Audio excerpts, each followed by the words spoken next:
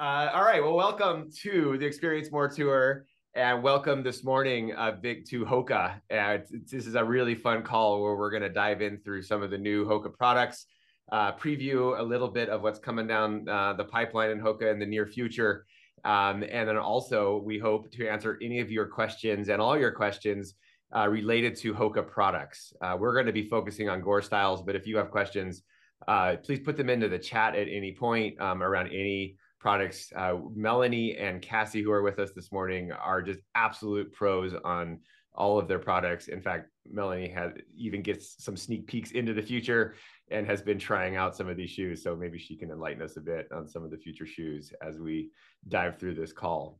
So my name is Marshall. I am the facilitator of the Experience More Tour, and I'm excited to be here this morning with y'all to talk about HOKA. So let's bring up our guests today. There is Melanie. There is Cassie. We invited them to come join us because of their expertise and able to talk about some of these products. And so I'm going to have them introduce themselves to y'all real quick. Melanie, why don't we begin letting us know where you're calling in from, what you love to do on your free time, and how long you've worked at HOKA. Yeah, so hey all, I'm Melanie. My pronouns are she, her. I was just telling Marshall this. Quick warning, not a joke. The SWAT team is practicing next door with explosives. So if you see me jump or hear a loud boom, I promise I'm okay. Just an explosion going off next door. I'm based here in Nashville, Tennessee. I've been with HOKA for about 4 years. I like to trail run and hike. I am a triple crowner, so I have done the Appalachian Trail, the Pacific Crest Trail, and the Continental Divide Trail. Thank you, Drew. I will stay safe. Yeah, I'm stoked to be here. And yeah, there looks like there's a couple people in the chat monitoring from HOKA. So if you have questions, we're here to answer. Thanks for having me, y'all. Yeah, Melanie, it's so cool that you have that Triple Crown perspective, right? So not only do you like running, you also take these shoes out and repurpose them in other ways, like through hiking, which, as we know, is a big market, and a lot of folks, either whether they're through hiking or aspiring through hikers or doing sections of the trail, right? So all these products apply, and I know you're going to give us a little insight into what shoes you choose for that. So awesome, psyched to have you here. And Cassie, welcome. Hi, everyone. I'm Cassie Campanella. I am based in North Georgia. My pronouns are she, her. And let's see, hobbies. Basically, you name it in dangerous adventure sports, I love it. I'm an ultra runner, trail runner. I like mountain biking. I'm a terrible road cyclist, but I try. I like basically anything that I can do outside. So if I can be on the trail or in the water, it is for me. So love it. And thank you so much. I'm excited to be here. Yeah, no, and probably of all those things you mentioned, the most dangerous is probably road cycling. And Yeah. and how long have you worked at HOKA? Gosh, I'm going on 6 years. Can't Wow, believe okay. it.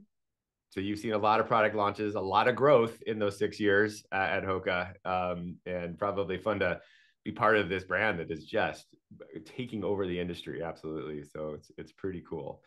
Well, great. We're happy to have you both here, and this will be a lot of fun as we dive into some of the HOKA tech. So let's do it. Let's get into this. And Cassie, if you don't mind giving us kind of what's on your mind these days from an overview standpoint of HOKA. As the slide says here, like we were born in the mountains.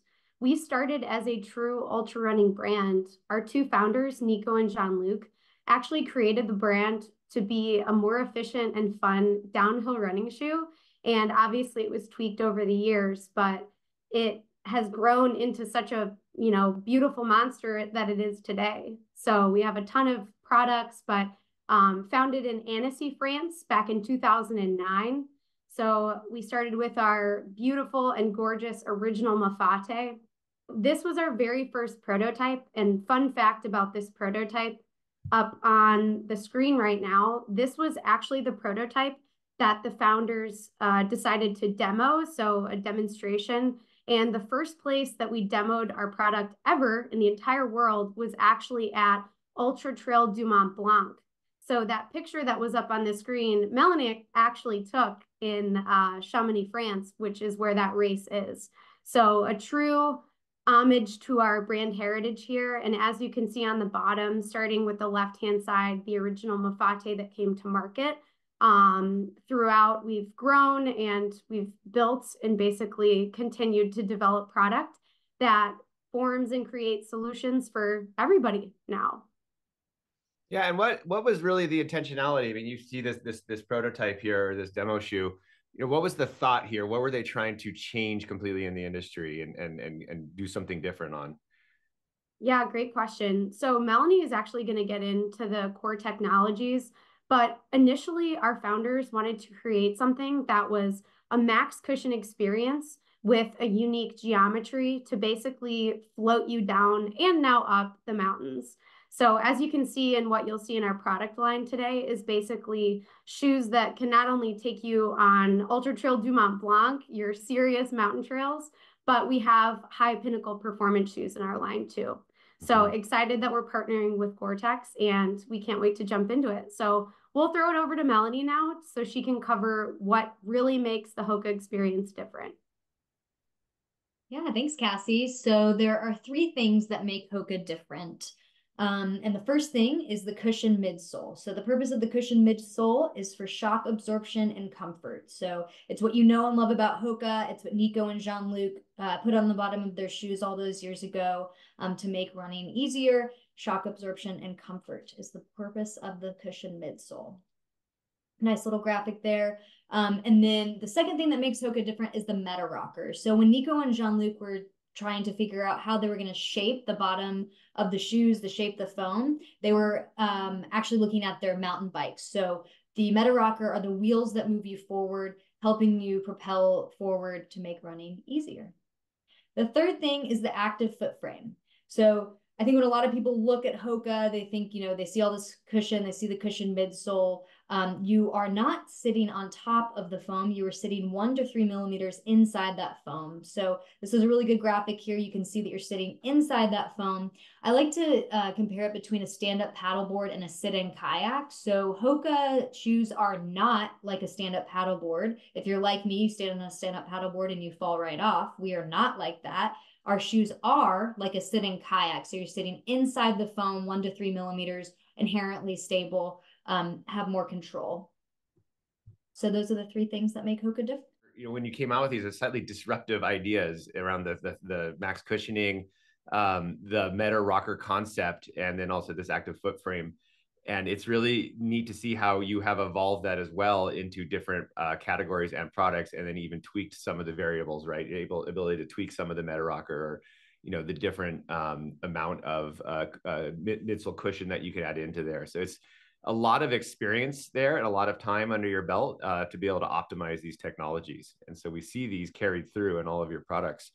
And what I would like to do now is just sort of apply some of these principles as we look at some of the products that we have in stores. And so let's begin with hike. This is a very large category, and a lot of folks are using your products for this. And so you do make hike specific products. But let's back out even before we get into the mountains and folks that are using products in, you know, more of that commuter shoe. So if you don't mind, let's pop up the slide of the transport. And if you can sort of run us through this, Cassie, like, what is the trend? This is a new shoe. So why did this come to be? Yeah. So the original transport was designed to be exactly like its name, a transportation, a commuter shoe, if you will. So we wanted to apply those 3 key technologies that we lean on so heavily in our brand and kind of hone in on what was ideal for a daily transport shoe. So basically daily commuter, so something that was slightly lower profile, still that great quintessential HOKA cushioning. Add, of course, the Vibram outsole to give you that durability so you get a little bit more wear out of the shoe. And then the original upper was Cordura, so it wasn't waterproof. So as we got that shoe out into the market, we saw a ton of people were using it for everything from travel, you know, like if you're going on a short trip, long trip, but using it as their travel shoe, but it honestly turned into a lot of people's just everyday wear shoe. So as you can tell on the top, that quick lace system, that was incredibly popular, and it was just very accommodating for a lot of people. So we had a ton of requests for a GORE-TEX model. So now we see this being used as the everyday commuter in all weather, as well as actually a lot of people use it for kids sports, like if you're going to your games. I personally use it for dog walking. I mean, basically any time that you need to keep your feet dry in really any setting. We used to say city settings, but to be honest, I use mine inside and outside of the city quite a bit. So really I would say on the more casual side of our GORE-TEX models, but looks great, very functional, and a waterproof low. So that is the transport, right? So for folks who are, kind of getting their adventure on in the city, commuting in it, living in it every day, maybe getting out traveling, right? And so this has features adapted for that. And then this is the GORE-TEX version.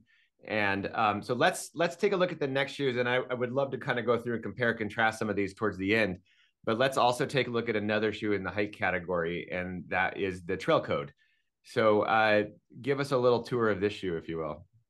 Yeah, so the Trail Code was, again, taken from the inspiration of people that both use the shoes on the trail, but also use it for in city. So we wanted to make something with a synthetic upper that was both breathable, but also looked really sleek. So you can more wear it casual as well as adventure.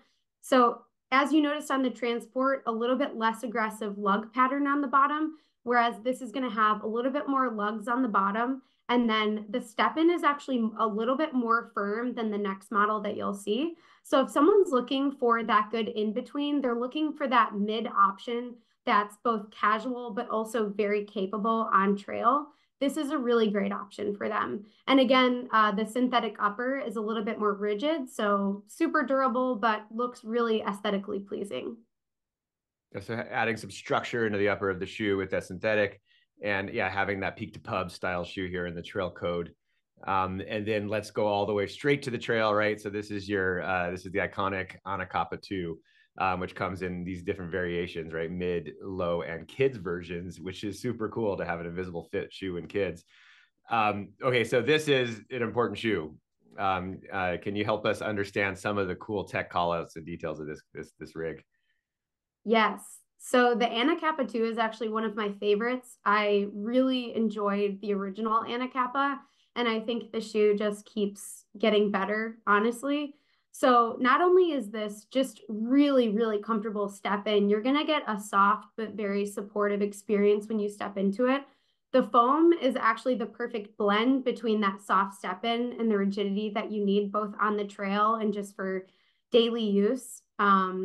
I always like to call out the upper, even though there's that mesh. I know on the floor and in some spaces, a lot of people will ask me about the durability of that mesh, but the mesh and that leather overlay, the upper is very, very durable. So we've had it field tested in quite a few different settings, especially down here. Melanie can attest to this, but the Southeast is really rugged on the trails down here. So not only have we tested it on extremely rugged trails here, but all different weather.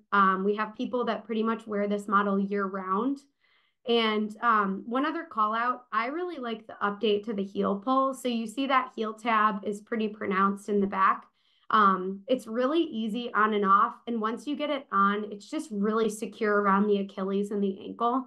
So personally, like if you do like a mid, but you have maybe a slightly sensitive Achilles or that slightly sensitive ankle, this mid is actually really unique in the way of holding pressure. So just a really cool mid option, really awesome trail shoe. And again, it's pretty versatile. So if you're not a mid person, this low GORE-TEX version, you have aggressive lugs, you have the GORE-TEX upper, really easy on, and it's really secure fit.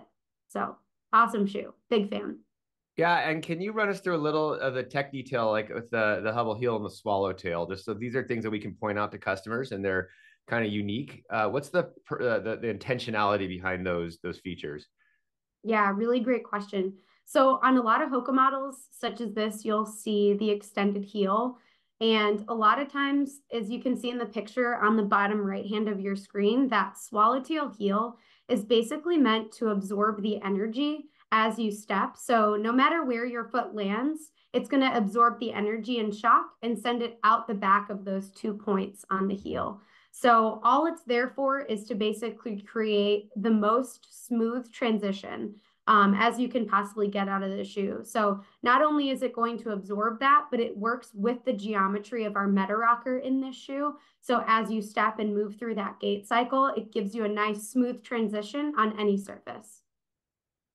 Yeah, it's cool technology, and it has really been refined, I feel like, in this Anacapa too, to have that nice contact with the ground and that transition point, right? So and it's a thing that you can point out to customers in the store as they try it on, right? Rock back on your feet. Now I'm gonna feel strange on this flat floor, but now let's get on a ramp, right? And you're going to experience that that heel rocker in there, the Hubble heel.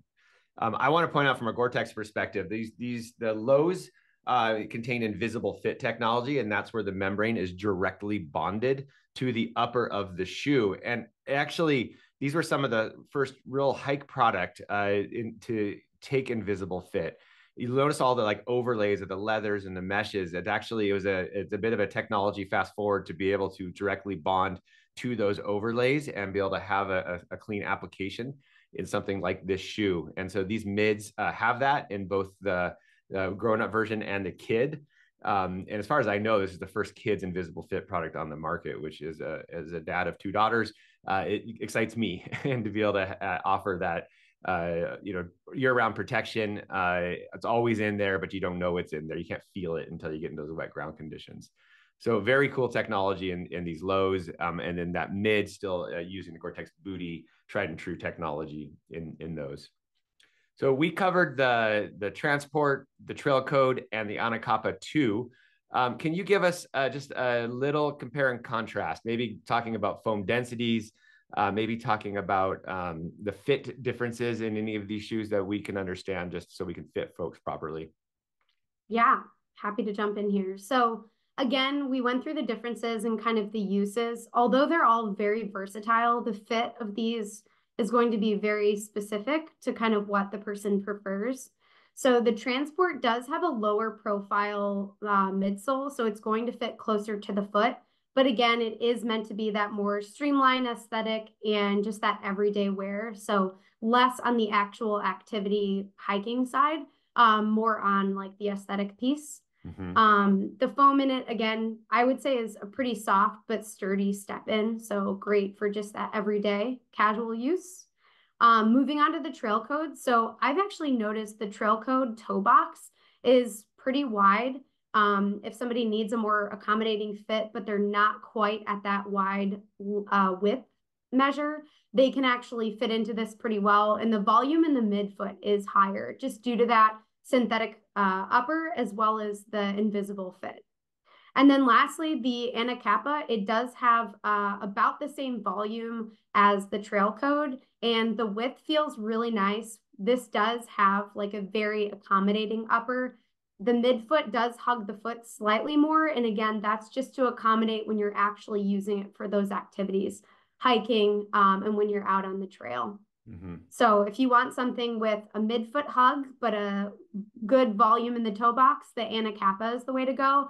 And if you're looking for more volume in the instep as well as the toe box, the trail code would be the way to go. Yeah, you can and then see lastly, the volume like differences just in these profiles, right? Yeah, it's that's nice to know about that, right? If somebody needs a little more volume across the instep. Can I ask you a bit about the outsole patterns, the lug patterns? Francis has asked the question here just around the transport, and I just want to kind of speak in generality. How do you design a midsole that is for this like kind of multi-application in something like the transport? Although I am not on product, I will speak to this as best as I possibly can. Okay. So when you're talking about foams, we typically on our performance models, we have what's called CMEVA, which if you know the chemical name for it, we don't have to get into it, but basically it's compression molded foam. So it's basically pressed into a block, and that's what shapes the foam. So when you think about road product, it's really mainly focused on the weight and the actual performance, so that springiness of the foam. Whereas with trail product, we have to not only consider the weight, because we're very cushion to weight ratio is very important. It's like one of our North Stars. So we have to think about the weight, but also the durability and performance for that either daily wear or that daily trail wear. So all of these models have a different compound of EVA. It's basically a more durable blend of EVA. So it is similar process to our road models, but it's going to be a little bit more resilient, just the compound itself. So great question, Marshall. Oh, interesting. And thanks for the deep dive into those midsoles. So let's, so Cassie, thanks for running us through some of these important hike products, right? This is not all, of course, in the line, and we'll see the full line in just a second, but we wanted to call these out today as interesting GORE-TEX styles to offer customers. And because there is a nice difference between the three of these for sure. So let's get into trail product here. And by trail, we mean trail run product. And this is the fastest growing category in the outdoor industry. It is just growing leaps and bounds, no pun intended, every year. And I think partly because you can not only trail run in it, but it has this great crossover to be able to utilize in hike and then even in everyday use, right? So it's truly, some of these become these great multi-purpose shoes. So let's run through a couple of the key styles here in HOKA. So there's the Challenger 7 GORE-TEX, and this features invisible fit technology. And Melanie, what is the purpose of this shoe? Yeah, so I liked what you said earlier, peak to pub. We use street to summit a lot, from the peaks to the streets, however you want to say it. So this is the kind of the version of that. So REI came to us a few years ago and said, hey, it would be really great to have a shoe that you can have on the road and the trail without messing up your lugs too much. And so this is what we came up with, the Challenger 7. This is obviously the Challenger 7 GORE-TEX with that invisible fit that you just talked about. So the purpose of this shoe is for trail. While it does not have an aggressive lug pattern like some of our other shoes with Vibram, it can definitely handle some light trail, but also do really well on the road. Fun fact, Cassie's partner, Jared, ran an Antarctica 50K in this shoe. So it can definitely handle some stuff that, maybe some other, just like a road shoe wouldn't be able to handle. I like to call this shoe the cousin shoe to the Clifton 9, which Cassie will go over in a few minutes, but it has a similar stack height to the Clifton, but we have a little bit of a lug pattern on it, so you can have it on the road and the trail. Right. So for somebody who's looking for that hybrid, do some running. Like I think of Portland as a classic example, maybe where you're running up to the giant park in Portland there, and then running through the park, right? So you can kind of handle everything. So this is a great cross, street to trail shoe here. And again, perfectly integrating invisible fit into this shoe. So really having the protection of the GORE-TEX, but you just don't know what's in there until you get into wet ground conditions. So very, very cool in that. And then there's, let's move into the next shoe, which doesn't really need much introduction. It has become an icon on its own, the Speedgoat 5 GORE-TEX. Yeah, so the Speedgoat is the best shoe we make, in my opinion. I love this shoe. You're not opinionated at all on that. I'm not biased. So yeah, I love this shoe. It's what I thru hiked the Continental Divide Trail in. This shoe is really meant for trail running, hiking, obviously. Has that Vibram Mega Grip outsole. It's nice to be able to introduce this with GORE-TEX as well. So we have it in the mid and in the regular Speedgoat there. It has the Vibram Mega Grip outsole. I think I already said that. And then adding the collar there. So difference between these two, sometimes people don't necessarily feel like they need that collar. I don't really like to have the collar on backpacking trips, but if you feel like you need that, we have that option for that extra support around the ankle there. And yeah, I just absolutely love this shoe. It is the only shoe in the HOKA lineup as of right now named after somebody. And if anybody can drop that in the chat, I'll give you 5 seconds. 5. Carl Speedgoat Meltzer. I didn't see it in the chat, but it is named after Carl Meltzer. So we are super stoked that here in a couple months, mid-June, early July, we are going to be coming out with the Speedgoat 6. which is right here as well. The GORE-TEX will follow later this fall. But yeah, we are knocking off a 1/2 ounce, which is exciting. I don't know what product team does to make that happen. A little bit lighter foam, I imagine, is where it's coming from. We've adjusted the pull tab here. You can see kind of on the left side of your screen. So we've added a little bit of a pull tab. Still have the Achilles pull tab, just taking pressure off that Achilles a little bit. But I ran in it this morning. It's a really great update. Super stoked for the update. So you've literally done thousands of miles in the Speedgoat 5, and now you're able to take the Speedgoat 6 out for a tour. What are you do you notice any differences? Is the fit any different? Is there any change in the shoe that we can be aware of? Yeah, so I do think that I was telling Cassie this morning, I'm usually 7.5, but these are the 8s because they're a sample. And I do think that the 8s are going to work better. So, that's why retail is still here. So encouraging people to go in and try this shoe on, because just because you were 7.5 in the Speedgoat 5 does not mean that's what you'll be in the 6. But I do think it is wider across what I'll call the bunion window on that forefoot. Which is great. I know a lot of people will be stoked about that little bit of a wider fit. So again, this is just a sample, so be able to speak to it a little bit more once it actually comes out. Sometimes it does change a little bit from sample to once it's brought to market.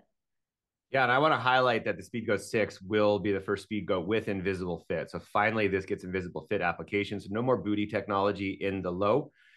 So again, that's where the membrane is directly bonded to the upper. Oh, thanks, Ben, for putting this up here, right? So it's directly bonded while the product is still in sort of this flat profile. So we bond it directly to that, and then put a backer technology onto there, utilizing a recycled backer.